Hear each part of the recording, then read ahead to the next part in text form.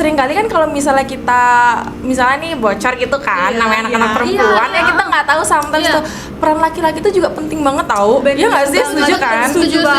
Iya kan, jadi kayak misalnya mereka tuh bukannya ngejek ya, kalau dulu tuh kayak aku sering banget ngelihat anak laki-laki malah ngejek ya. Iya benar. Kayak ngecengin gitu. Iya ngecengin kayak ini bocor. Itu jadi kita tuh kayak berusaha nutup-nutupin banget gitu.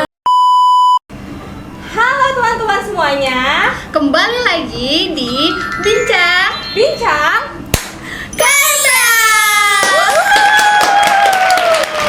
Oke, kembali lagi di podcast yang paling kalian tunggu-tunggu. Nah, mungkin kalian asing nih ya sama muka-muka kita berdua. Jadi mungkin kita perkenalan dulu. Jadi dengan aku Mayora dan aku Aya, dan kita berdua Maya. Oke, jadi di podcast kali ini kita akan membahas topik yang sangat penting dan tentunya dekat banget sama kita, terutama perempuan muda nih teman-teman. Oke, jadi di sini kita kan ini merupakan podcast terakhir KMPA di akhir tahun ini. Jadi tentunya kita itu mengundang narasumber yang benar-benar menarik dan juga wow banget gitu ya. Siapa sih Mayora narasumber kita hari ini? Oke, jadi kita itu kedatangan Kak Sinta.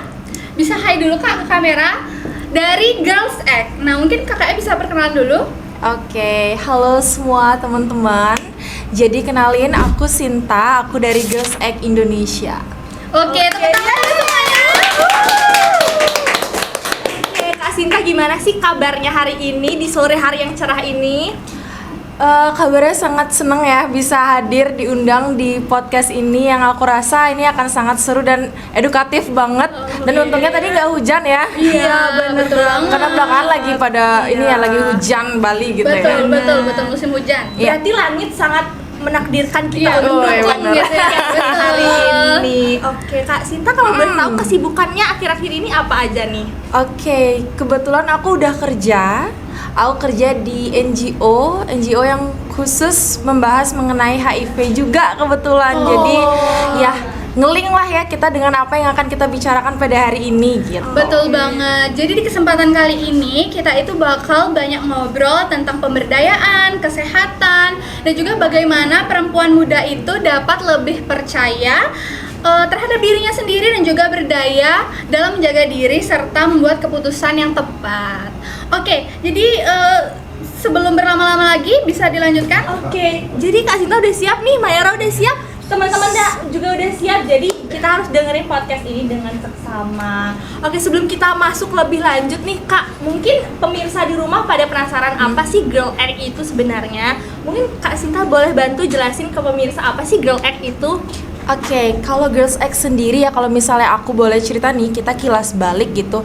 Jadi Girls Egg sendiri sebuah program sebenarnya. Jadi ada sebuah lembaga internasional namanya AIDS Healthcare Foundation, atau kita singkatnya biasanya bilangnya AHF.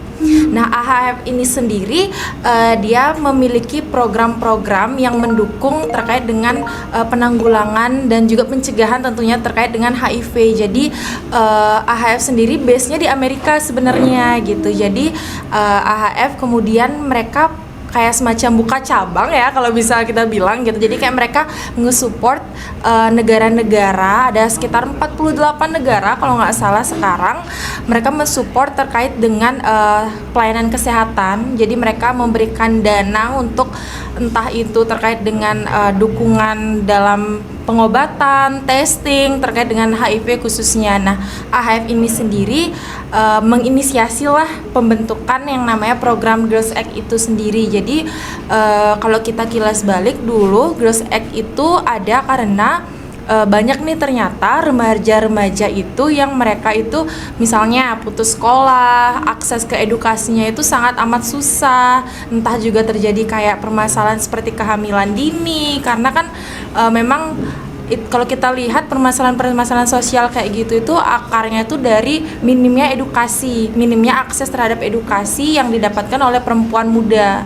Akhirnya muncullah seperti permasalahan-permasalahan kehamilan dini maupun juga misalnya terkait dengan kesehatan reproduksinya, dan lebih parah lagi terkait dengan HIV kayak gitu. Jadi diinisiasi terkait dengan Girls Act itu.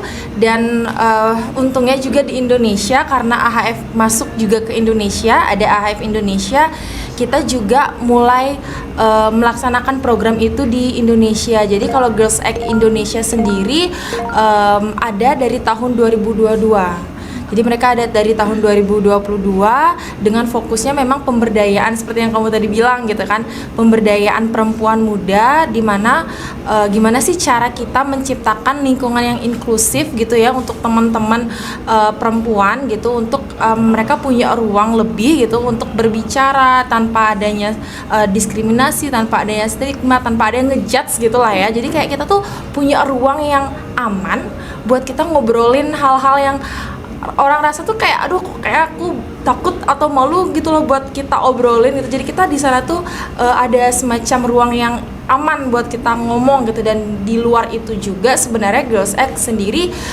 dengan konsepnya empowerment itu atau pemberdayaan itu, kita juga dibekelin nih terkait dengan misalnya HIV, informasi terkait dengan HIV, atau misalnya kepemimpinan, bagaimana juga kita misalnya lebih dalam lagi terkait dengan pengaturan misalnya ekonomi kayak itu. Bahkan kita tuh nggak fokus hanya terkait dengan case pro atau HIV, tapi kita juga menyasar ke bagaimana perempuan itu bisa berdikari gitu loh. Itu kan hal yang kayak mirip kayak gimana dulu R.A. Kartini berhasil memperjuangkan perempuan Indonesia kayak gitu. Jadi konsepnya kurang lebih seperti itu. Dan kalau misalnya aku boleh bilang juga, kita di Indonesia namanya kan Girls Act Indonesia gitu ya, tapi pilot projectnya kita itu pertama di Bali gitu. Jadi kita di Bali dulu, terus sekarang kita lagi pemekaran ke Jakarta dan akan ke Makassar juga. Jadi harapannya di anggota Girls Act ini yang mereka memang tergabung gitu ya dalam keanggotaan Girls Act ini, mereka bisa jadi peer atau peer educator gitu. Jadi menjadi agent of change gitu lah ya kalau bahasa bekennya sekarang. Jadi mereka bisa menjadi agen perubahan yang tugasnya yang cukup mulia ya. Maksudnya jadi kayak mereka bisa kasih informasi ke sesama temannya, bisa mengedukasi keluarganya, orang-orang terdekatnya untuk berubah ke kehidupan yang lebih sehat kah, yang lebih baik kah, kayak gitu sih kurang lebih gambarannya. Keren banget, luar biasa. Ini menarik banget sih. Dan kalau boleh tahu Kak, tadi kan Girls Act itu berfokus pada perempuan nih. Apakah perempuan itu dari remaja aja atau semua kalangan juga bisa gitu Kak? Ya, ini pertanyaan yang menarik banget. Jadi Girls Act Indonesia itu kita start untuk keanggotaannya sendiri dari 14 tahun sampai 24 tahun. Jadi mereka-mereka yang perempuan kemudian berusia 14 sampai 24 tahun, terus juga memiliki niat lah ya untuk tergabung dan juga tertarik dengan isu-isu yang Girls Act sedang kawal gitu ya, boleh banget untuk gabung sama kita di project-project kita kayak gitu sih. Oke, menarik banget sih Kak. Jadi kan tadi nih Kakak udah cerita nih ya tentang background dan juga latar belakang dari Girls Act itu sendiri. Jadi mungkin singkatnya Girls Act ini sebagai seperti wadah ya Kak ya bagi perempuan dan juga remaja di Indonesia. Nah, jadi seperti yang sudah kita ketahui kan ya di internet ya Kak ya, banyak banget yang posting terkait dengan bahwa HIV ini itu memiliki resiko tertinggi itu pada remaja. Nah, menurut Kakak itu apa sih faktor utama yang bikin remaja ini lebih rentan gitu terhadap HIV gitu? Oke, iya, bisa dibilang betul ya. Jadi HIV itu salah satunya memang kalau kita lihat temuan kasusnya cukup tinggi akhirnya pada remaja hingga dewasa muda itu cukup tinggi gitu. Kalau misalnya kita lihat faktor utamanya gitu tadi ya pertanyaannya, faktor utamanya pertama yang paling penting menurutku adalah yang tadi sempat aku bilang bahwa kita itu akses ke informasi yang benar itu masih perlu lagi gitu loh guys. Maksudnya kayak akses informasinya tuh gampang. Aku yakin sih teman-teman kita di Bali gitu kan akses terhadap informasi tuh siapa sih yang nggak pegang gadget gitu ya. Cuman akhirnya kan banyak juga nih hoax gitu kan bersebaran di internet gitu kan. Akhirnya ada juga informasi yang nggak benar yang kadang misalnya tertangkap sama kita, dan akhirnya itu memunculkan stigma, diskriminasi, hal-hal yang nggak benar. Itulah yang akhirnya menjadi faktor utama juga kenapa kemudian mungkin remaja itu memiliki resiko lebih tinggi untuk misalnya tertular HIV. Itu pertama berangkat dari edukasi. Nah, edukasi yang salah akhirnya kan kita pengetahuannya salah juga nih, ya kan, otomatis perilaku kita atau cara kita menghadapi suatu hal itu juga mungkin akan berbeda gitu dari yang seharusnya.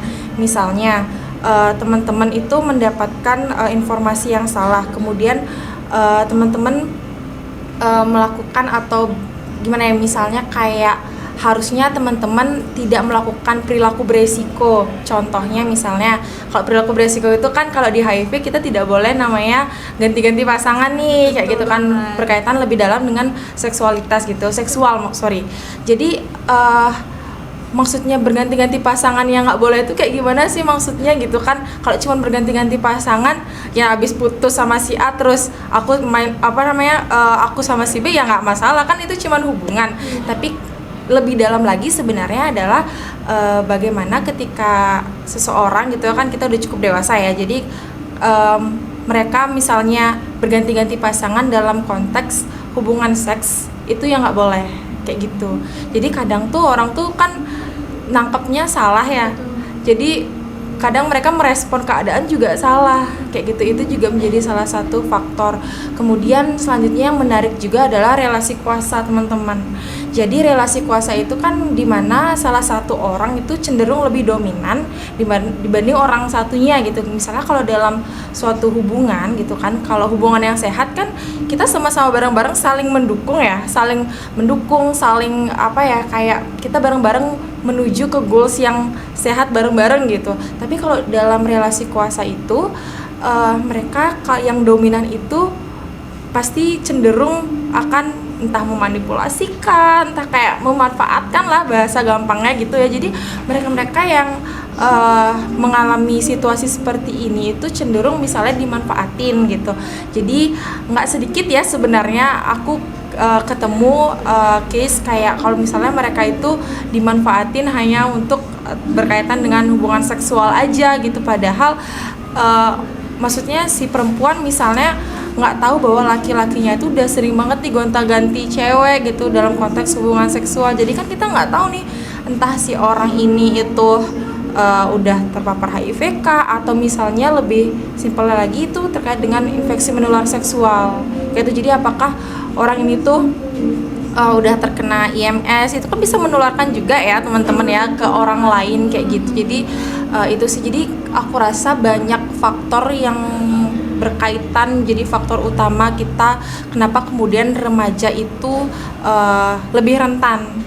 Ada faktor internalnya terkait dengan bagaimana kita punya pengetahuan tentang HIV, terus juga faktor eksternal dari pergaulan, bagaimana kita bisa menciptakan atau berada pada hubungan yang sehat, itu penting banget gitu. Jadi kalau zaman sekarang mah pacaran mah kayak udah hal yang umum banget gitu, tapi gimana caranya kita itu sebagai perempuan ya terutama ya bisa berada pada hubungan yang sehat. Jadi buat teman laki-laki juga harus paham gitu. Jadi kita nih yang punya badan, kita yang berhak untuk menentukan apa keputusannya kita yang baik untuk diri kita kayak gitu. Itu sih yang paling sering aku lihat kayak gitu. Bener banget, apalagi kan kalau kita tahu remaja ini masih masa akhir balik ya Kak, emosinya belum stabil lah, pemikiran juga belum stabil, jadi harus perlu banget ada yang mendorong gitu ya. That's why Girls Act itu penting banget.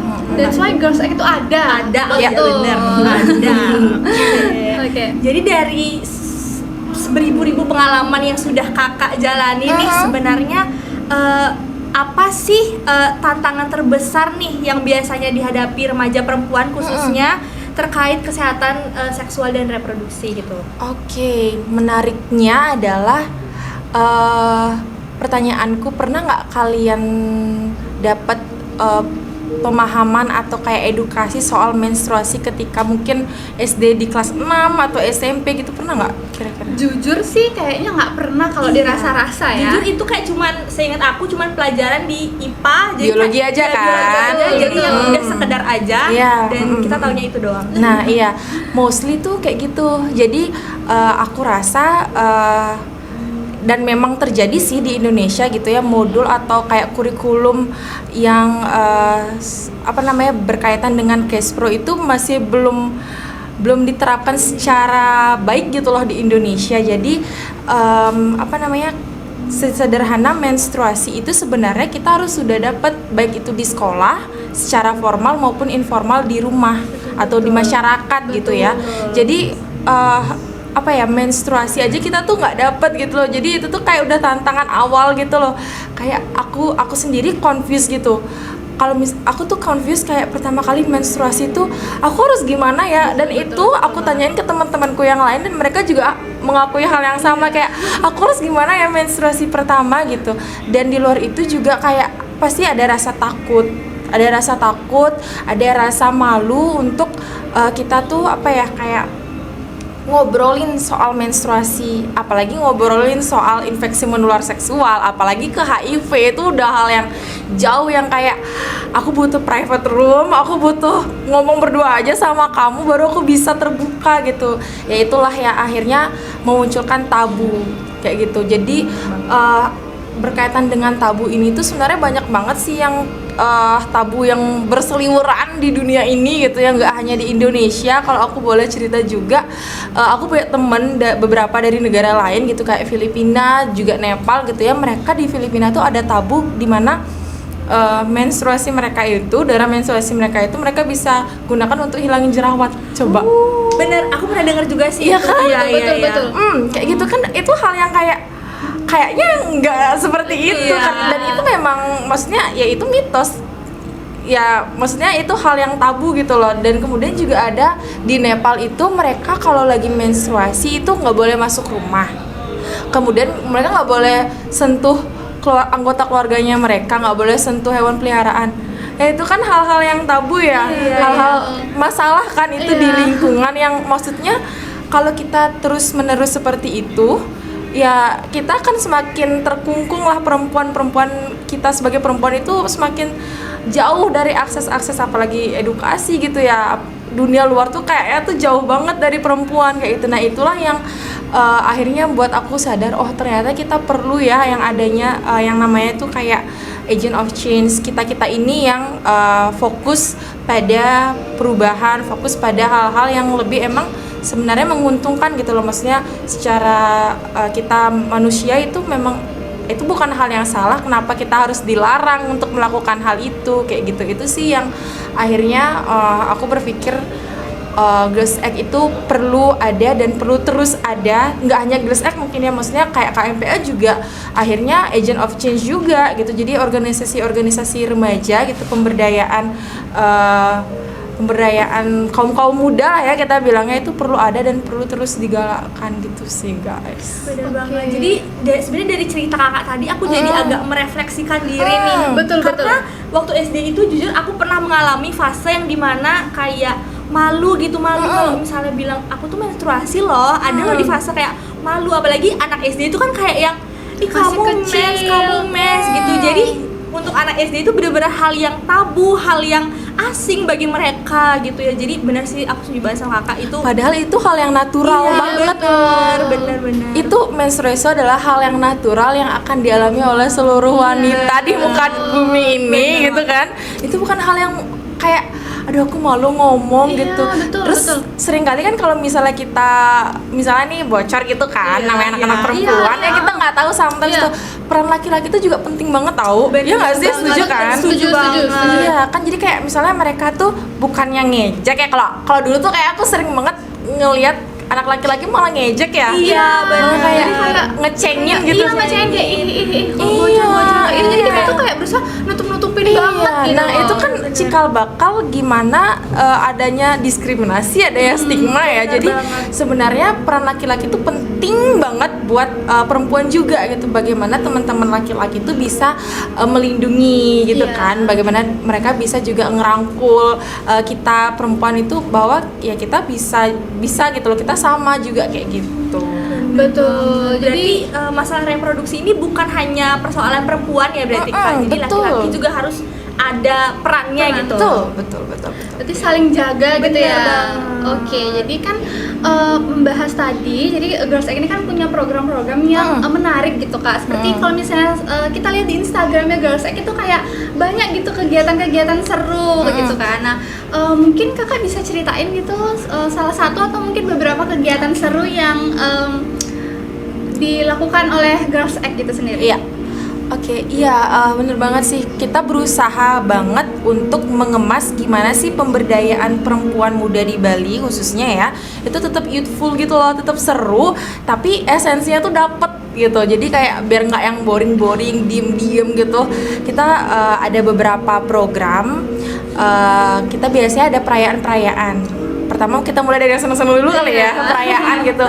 Kita kemarin ada International Girls Child Day yang kita rayakan untuk bahwa anak-anak perempuan itu berharga. Anak-anak perempuan itu apa ya, juga bisa dibanggakan gitu. Kalau kita itu relate banget nggak sih sama di Bali? benar, Bener kan? Iya, stigma. Banyak akhirnya keluarga-keluarga yang mendambakan anak laki-laki, padahal anak perempuan juga sama aja. Iya benar banget. Iya kan, gitu. Jadi di sana tuh kita berupaya sekaligus perayaan, sekaligus campaign juga bahwa anak perempuan itu tuh juga sama seperti anak laki-laki gitu. Bahwa kita itu punya apa ya, kompetensi yang sama, apa ya, peluang dan apa ya, hal-hal yang sama, yang maksudnya aku bisa bilang bahwa perempuan itu tuh dan laki-laki sejajar, ya nggak sih gitu kan. Nah itu salah satu yang udah kita lakuin kemarin di perayaannya. Kita undang kayak dinas-dinas, kita undang juga siswa-siswanya, perempuan dan laki-laki, guru-gurunya, kita edukasi juga di situ. Kemudian juga baru banget kemarin kita ada HAS atau WAD ya kalau kita biasa singkatnya, World AIDS Day itu kita laksanain sebagai juga bentuk kepedulian kita gitu terhadap teman-teman atau orang dengan HIV, bahwa kita mau nunjukin bahwa kita ada untuk mereka. Kita tidak menstigma, kita tidak mendiskriminasi, bahwa kita merangkul teman-teman orang dengan HIV untuk kehidupan, kualitas hidup yang lebih bagus bagi mereka. Karena nggak sedikit ya yang aku temui gitu kasus-kasus di mana ketika mereka baru kediagnosis HIV terus mereka kayak nggak langsung mengakses pengobatan gitu, padahal kan sebaik-baiknya ya harus mengakses pengobatan. Dan ada kita-kita nih yang peduli sama teman-teman dengan HIV, dan mereka nggak sendiri gitu, ada teman-teman pendamping, ada teman-teman lainnya lah yang ada dalam sepenanggungan ibaratnya kayak gitu. Jadi itulah yang kita coba refleksikan dalam acara itu. Selain itu kita juga karena kita pemberdayaan perempuan, kita punya peer educator. Jadi semua anak-anak Girls Egg yang kita punya sekitar 50 lebih volunteer, kita berikan pembekalan, kita jadikan mereka peer educator seperti yang aku bilang tadi, agent of change. Jadi kita upayakan sih tiap-tiap sekolah itu kita ambil gitu loh jadi agent of change-nya, dan mereka menjadi peer educator. Mereka melakukan sosialisasi ke sekolah-sekolah, ke masyarakat. Mereka memberikan edukasi terkait dengan Kespro, terkait dengan HIV, terkait dengan anak-anak, bagaimana kita mengenali tubuh dan lain sebagainya kayak gitu. Jadi harapannya memang mereka lebih terinformasi gitu, lebih dapat informasinya tuh yang benar gitu, karena kita juga punya informan atau semacam apa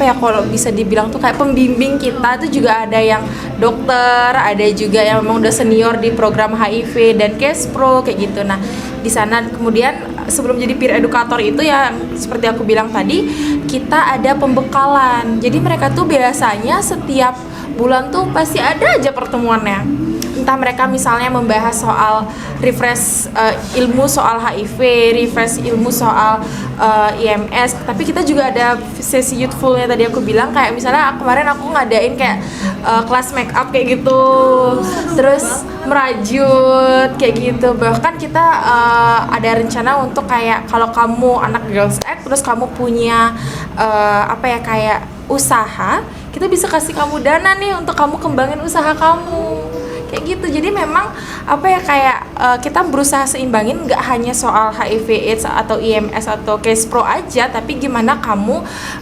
menghadapi dunia gitu loh, gimana kamu kayak bisa berdikari itu tadi. Jadi kayak mulai dari usaha-usaha kecil misalnya yang kamu bisa lakukan, misalnya kamu jual buket bunga nih misalnya kayak gitu, kita bisa support kamu loh usaha kamu kayak gitu. Kita juga ada program beasiswa, kita kasih beasiswa biasanya untuk beberapa orang yang memang kita menurut assessment dari kita mereka membutuhkan, kita kasih beasiswa kayak gitu. Itu sih kurang lebih gambarannya ya, dan masih banyak sebenarnya program-program lain yang kalau kalian kepo bisa kunjungin IG-nya Girls Act aja. Apa sih IG-nya Kak? IG-nya girlsact.indonesia. Oke. Kita tolong ditaruh di bawah sini.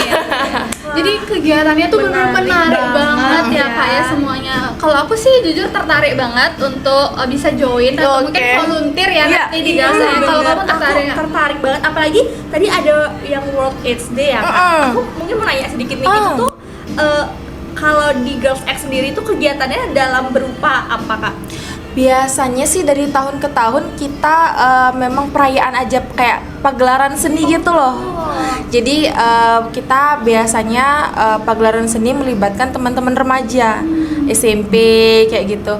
Atau juga tahun lalu sih kita WAD-nya jadi satu sama Dinas Kesehatan Kota Denpasar kayak gitu. Jadi kita menghadirkan komunitas juga, kita melibatkan petugas kesehatan, dinas, baik itu dinas pendidikan, dinas sosial, dinas kesehatan kayak gitu.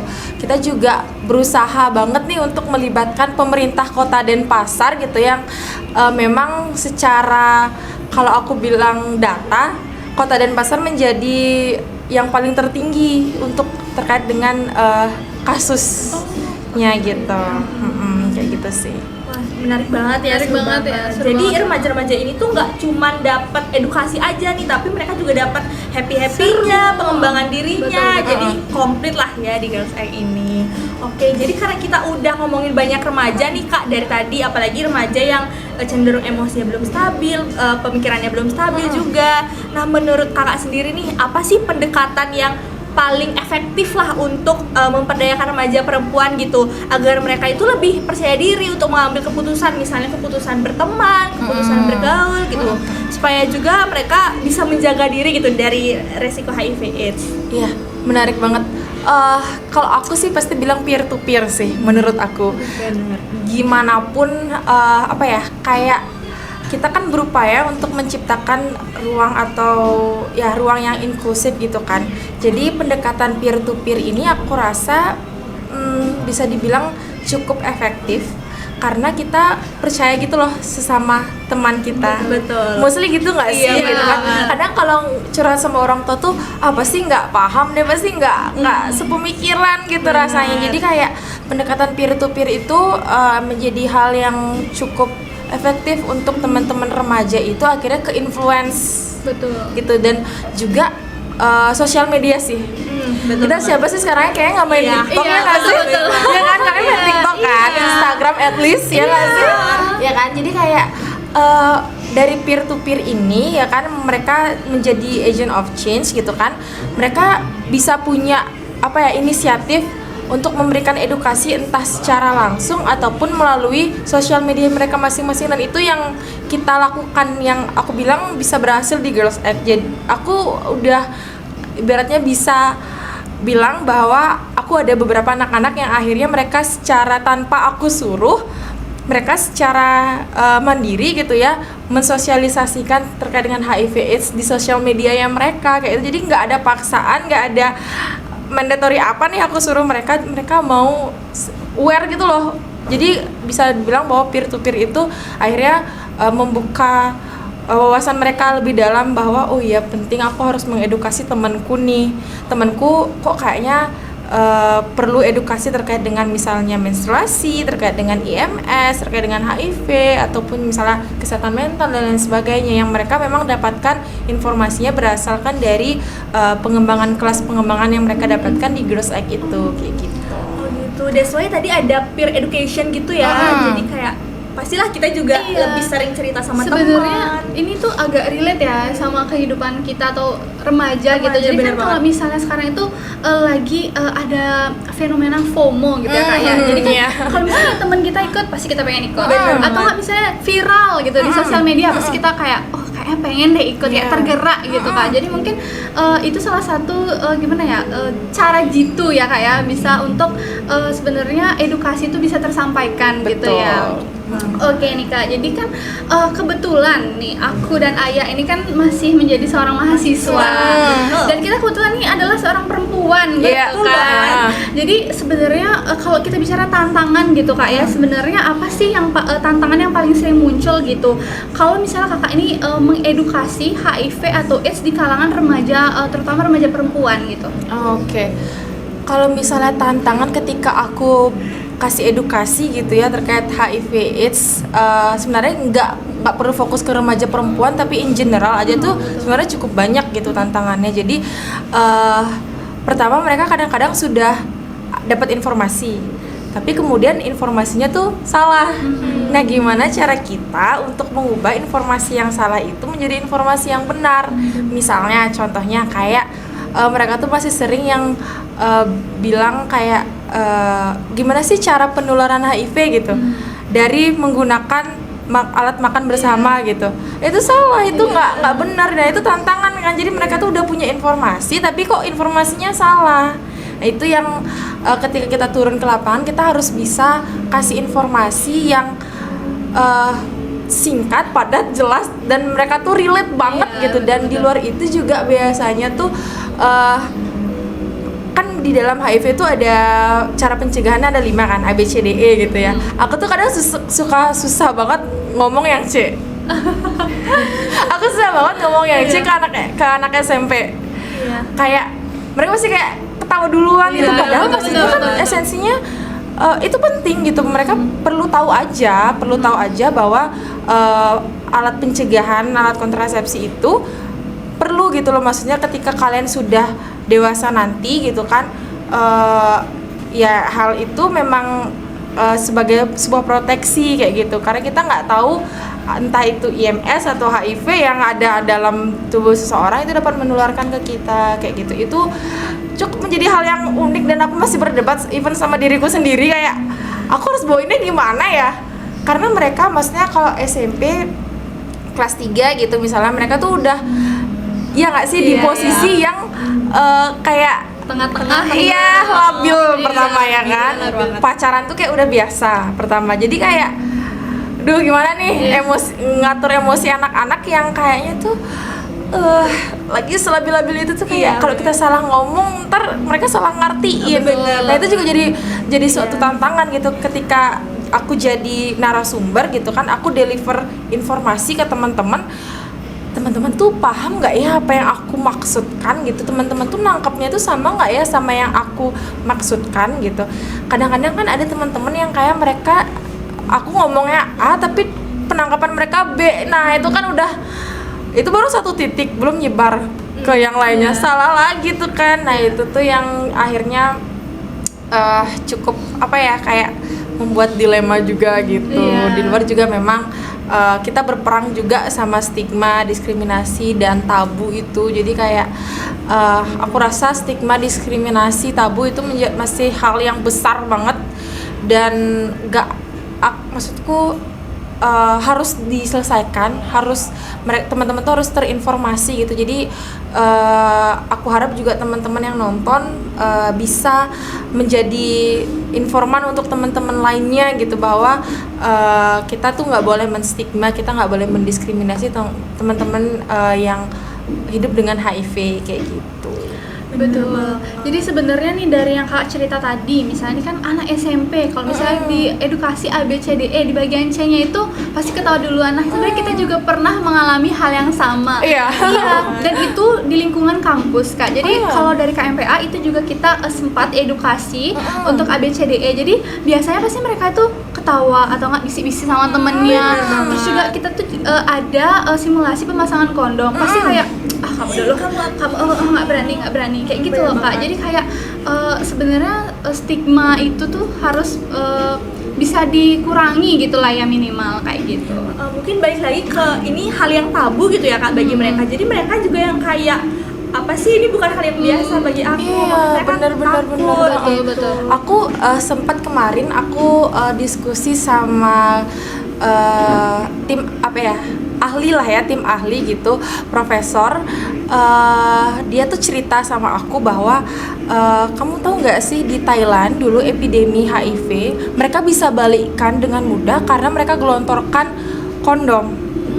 Jadi kondom itu dibuat hal yang normal di Thailand dan sekarang kan gitu ya. Iya. Jadi mereka mampu membalikkan epidemi HIV itu dengan memperkuat proteksinya, pencegahannya menggunakan kondom itu gitu. Jadi aku rasa itu mungkin bisa kita contoh, cuman mungkin ini berkaitan juga sama regulasi pemerintah Iya. sih. Itu yang aku kayak kita perlu bersuara lebih terkait dengan hal itu, Iya. karena memang yang kayak kamu bilang, jangankan anak SMP, anak yang udah kuliah aja hahaha kok pas Iya, diedukasi betul. mereka menganggap itu hal yang nggak serius gitu. Kalau udah kena aja deh baru. Karena aku kan dikerja juga ya di NGO yang kayak aku bilang tadi. NGO ku juga punya klinik. Nah, nggak dikit orang-orang teman-teman yang kuliah ke tempatku. Jadi aku bisa bilang bahwa akhirnya banyak teman-teman yang kaum muda nih gitu yang ternyata belum terinformasi dengan tepat terkait dengan hal ini, yang akhirnya ya mereka karena nggak terinformasi dengan tepat, pencegahannya juga kurang kayak gitu. Jadi aku ingin ngajak juga teman-teman bahwa pencegahan HIV/AIDS itu penting untuk dipahami dan penting juga untuk diterapkan.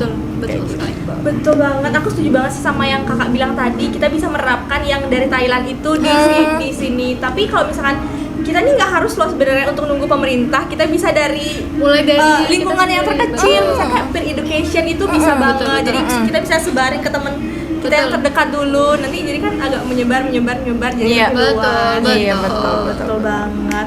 Oke, jadi mungkin sekarang kita masuk ke bagian yang pemirsa tunggu-tunggu nih. Betul. Mungkin menurut kakak, apa sih tips praktis yang bisa dilakukan atau mungkin langkah sederhana yang bisa dilakukan oleh remaja perempuan untuk bisa melindungi diri dari paparan risiko HIV? Apalagi kan yang kita tahu remaja perempuan ini kan cukup rentan gitu ya Kak. Jadi mudah terpengaruh lah bisa dibilang. Jadi apa sih tips praktis yang bisa kakak kasih ke pemirsa? Pertama, menurutku adalah kalian harus berada pada lingkungan atau pertemanan yang sehat.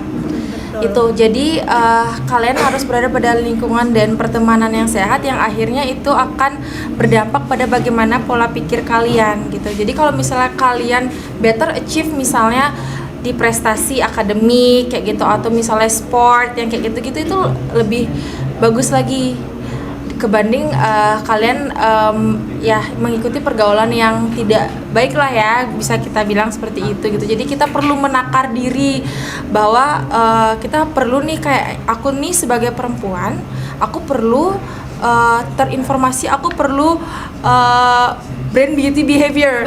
Tahu nggak sih 3B itu? Itu tuh harus kalian kejar. Betul. Itu yang aku upayakan untuk terapkan pada diriku juga. Setuju. Iya nggak sih? Juga. Siapa Iya, sih yang nggak kecantol kalau kita udah pintar, kalau kita udah cantik, kalau kita juga perilakunya udah baik? Betul. Iya nggak sih? Jadi kita tuh terlihat jadi perempuan yang elegan, ya nggak bisa bisa direndahkan deh kayak gitu. Jadi kalian harus ngejar itu sih menurutku, itu pertama. Jadi set goals kalian sebagai perempuan, kalian tuh harus seperti apa kayak gitu. Kemudian perbanyaklah relasi-relasi yang positif, perbanyak kegiatan-kegiatan yang positif, kegiatan-kegiatan yang menambah ilmu pengetahuan kalian, menambah wawasan kalian, yang bisa juga berguna, nggak cuman untuk diri kalian sendiri tapi juga untuk orang lain kayak gitu. Dan ya yang paling terpenting juga adalah menurutku kalau kita bicara konteks HIV gitu ya, ketahui resikonya, jauhi perilaku resikonya. Betul. Itu sih. Betul. Ketika kalian udah tahu resikonya, kalian akan menjauhi perilaku beresiko itu, maka kalian akan jauh lah dari kemungkinan misalnya terpapar HIV dan lain sebagainya kayak gitu. Jadi resiko-resiko yang ada ini tuh jangan diabaikan kayak gitu. Itu sih.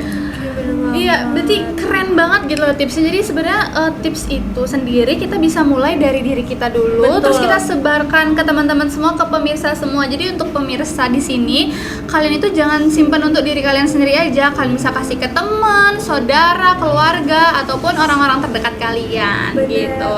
Tapi sebelum itu aku tertarik banget sama yang kakak bilang tadi, gimana kita memilih lingkungan yang tepat nih dan untuk pengembangan diri. Nah, sesuai yang kakak ceritakan tadi, jadi di Girls Act itu menurut aku yang aku tangkap nih, di situ banyak banget menyediakan alat untuk melakukan pengembangan diri gitu.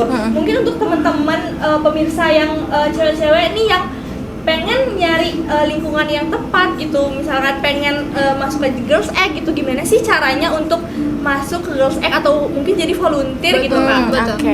Biasanya kita lewat DM.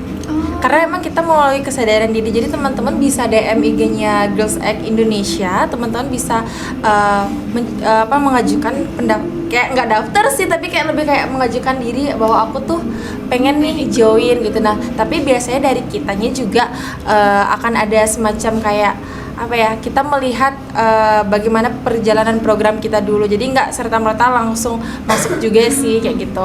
Jadi teman-teman bisa DM aja, ataupun mungkin kalau teman-teman yang kenal aku juga bisa langsung lewat aku. Kita konsepnya sejauh ini masih seperti itu, tapi mungkin kedepannya juga akan ada inovasi semacam mungkin open recruitment. Karena memang gini, Girls Act itu didesain adalah volunteer teman-teman. Jadi emang atas dasar kesadaran dirinya teman-teman bahwa teman-teman ingin berdaya, teman-teman ingin memerhatikan isu-isu terkait dengan HIV/AIDS, terkait dengan isu-isu sosial apapun yang berkaitan dengan anak muda kayak gitu. Jadi teman-teman lebih baik memang itu berasal dari keinginannya teman-teman kayak gitu. Menarik banget ya. Kamu pengen jujur. nggak, Yor? Jujur aku pengen. Jujur aku juga pengen. Oke, nah jadi nih Kak, nggak kerasa nih ya teman-teman, kita itu udah ada di penghujung pertanyaan. Kita sudah ada di pertanyaan terakhir gitu. Oke nih Kak, jadi sebagai penutup segmen, apa sih sebenarnya harapan Kakak di masa depan nih untuk edukasi HIV di Indonesia, terutama kan di remaja-remaja perempuan gitu Kak? Oke, aku mimpi besarku adalah gimana kurikulum soal pendidikan seks itu bisa diterapkan di Indonesia. Jadi nggak cuma ngomongin soal anatomi tubuh, tapi gimana sih secara perkembangan perilaku manusia kayak itu mulai dipelajari juga gitu. Bagaimana kemudian juga menstruasi itu juga menjadi suatu informasi yang bisa diterapkan di sektor formal seperti sekolah contohnya. Nah itu harapan besarku sih, semoga Indonesia juga bisa lebih aware ya terkait dengan hal ini gitu. Dan harapanku ke depannya juga makin banyak nih teman-teman kaum muda yang makin aware, makin tertarik sama dunia misalnya kesehatan reproduksi kah, atau mungkin lebih spesifik mau seenggaknya paham lah apa itu HIV kayak gitu. Jadi depannya makin banyak yang teredukasi, makin banyak orang-orang yang aware, maka kita bisa menciptakan lingkungan yang inklusif untuk semua orang. Betul banget. Aku setuju banget sih. Iya, jadi harapan Kak Sinta ini itu merupakan harapan yang besar dan mulia. Jadi sebenarnya nggak cukup nih cuman kita aja nih yang berperan. Jadi kalian juga di rumah, para pemirsa, nggak cuman cewek, tapi juga cowok. Betul. Kita harus berjuang bersama demi harapan ini nanti bisa terwujud gitu. Semoga harapan kita bersama ini nanti bisa terwujud ya, supaya berbagai kisah-kisah lucu kita SD dulu tidak terulang lagi. Iya benar. Oke, jadi teman-teman kita udah ada di penghujung episode. Jadi kita sudah ngobrol sana sini sepanjang rel kereta api. Jadi dari diskusi hari ini kita belajar bahwa kerentanan perempuan muda terhadap HIV itu bukan hanya dari faktor biologi saja, tetapi juga masalah sosial, edukasi, dan juga tekanan dalam hubungan. Nah, namun dengan pemberdayaan nih dan pengetahuan yang tepat dan dukungan dari komunitas, perempuan muda itu bisa lebih kuat dan bisa melindungi diri sendiri.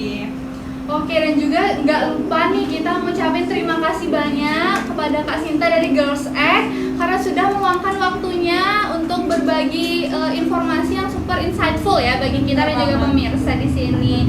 Dan juga terima kasih kepada pemirsa di rumah yang sudah bersedia menonton episode ini sampai akhir. Bener banget, semoga episode ini berguna untuk teman-teman yang nonton, baik perempuan maupun laki-laki. Dan semoga juga apa yang disampaikan dan di-sharingkan oleh Kak Sinta tadi bisa teman-teman resapi dan nggak cuma ditonton tapi juga dilakukan.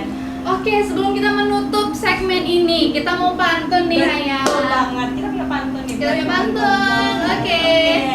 Jalan-jalan sama si Anya, Beli minum biar adem rasanya. segini dulu buat ceritanya. Sampai jumpa di episode selanjutnya.